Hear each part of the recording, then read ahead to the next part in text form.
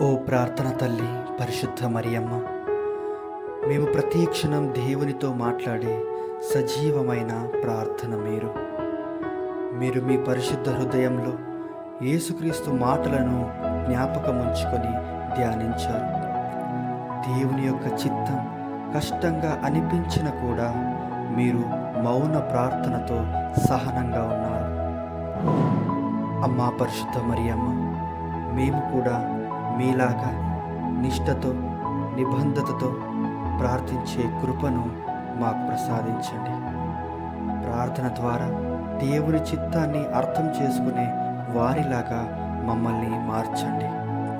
మా జీవితంలోని కష్టాలు, బాధలు, వేదనలు అన్నీ కూడా మీకు అప్పగించే హృదయాన్ని మాకు ప్రసాదించండి తల్లి.